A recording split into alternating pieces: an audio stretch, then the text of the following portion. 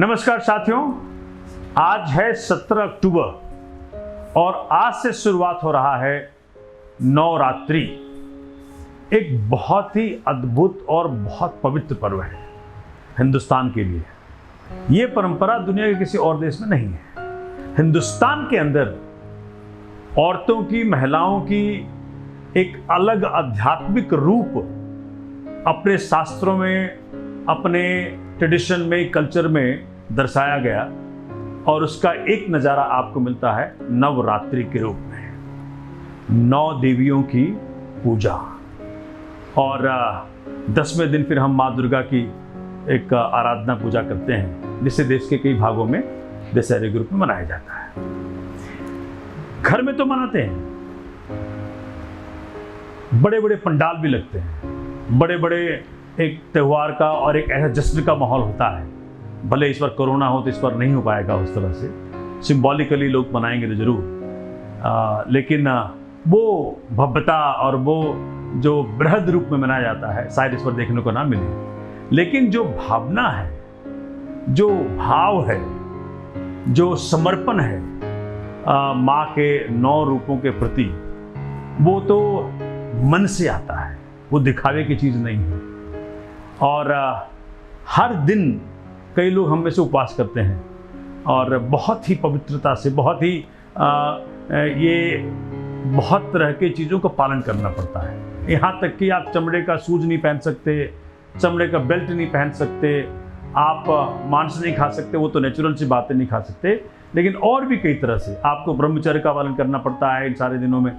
तो एक ऐसा माहौल हमारे शास्त्रों ने दिया जिसका पालन करके इन 10 दिनों के अंदर आदमी बहुत हल्का, बहुत पवित्रता अपने अंदर महसूस कर पाता है। मैं तो करता हूँ, संभव है अगर आप कर सकते हो तो आप भी करें। और जिन माँ के 9 रूपों का हम इन 9 दिनों के अंदर हम पूजते हैं, हम उनकी आराधना करते हैं। पहले दिन हम माँ शैलपुत्री की आराधना करते हैं, फिर दूसरे दिन माँ का एक और रूप माँ ब्रह्मचारिणी की आराधना करते हैं, तीसरे दिन माँ का तीसरा रूप माँ चंद्रघंटा की आराधना करते हैं, चौथे दिन माँ का चौथा रूप माँ कुष्मांडा की आराधना करते हैं, और 5वें दिन करते हैं माँ स्कंद माता की आराधना, 6ठे दिन करते हैं माँ कात्यायनी की आराधना, और 7वें दिन करते हैं माँ कालरात्रि की आराधना, और 8वें दिन करते हैं माँ महागौरी की आराधना, और 9वें दिन करते हैं माँ सिद्धिदात्री की आराधना। और ऑफ कोर्स फिर दुर्गा माँ की आराधना, जिसको हम दशहरे के रूप में मनाते हैं। आराधना तो करते हैं, लेकिन सिर्फ बातों से नहीं होगा। माँ का रूप हर तरफ है, नवरात्रि में नहीं है सिर्फ। माँ हमारे घर में भी है, माँ के रूप में भी है, पत्नी के रूप में है, बेटी के रूप में है, बहन के रूप में है, भाभी के रूप में, हर तरफ से। तो ये जो हमारे पूर्वजों ने एक तरीका बनाया, जहाँ तक मुझे लगता है कि इसका एक और पर्पस है कि मन के अंदर कभी किसी तरह की दुर्भावना या एक्सप्लॉयटेशन की भावना या किसी गंद नज़र से किसी महिला को देखना, ये 9 दिनों के अंदर अपने आप को इतने पका लें, इतना तैयार हो जाएं कि पूरे साल ये इफेक्ट रहे अपने ऊपर, तब जाके माँ खुश होगी।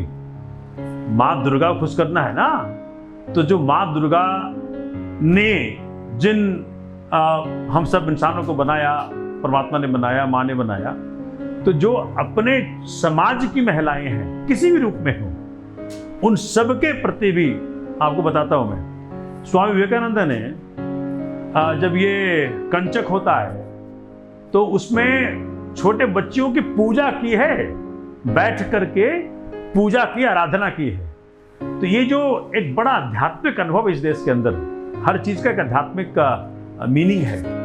तो इन 9 दिनों के अंदर आप अपनी पवित्रता इतनी ले आते हैं कि ये पूरा साल रहना चाहिए फिर ऊर्जा।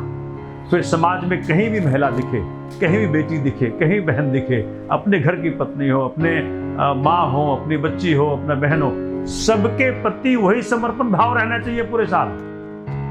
तब जाकर के इसका असली फायदा मिलेगा।